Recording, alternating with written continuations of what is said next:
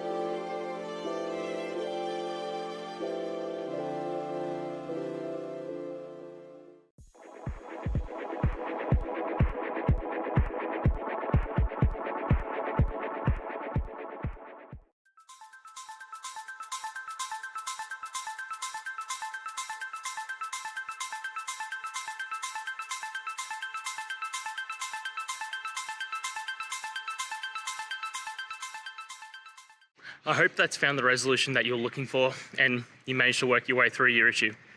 Please, if it did help, hit subscribe. I'd really appreciate it.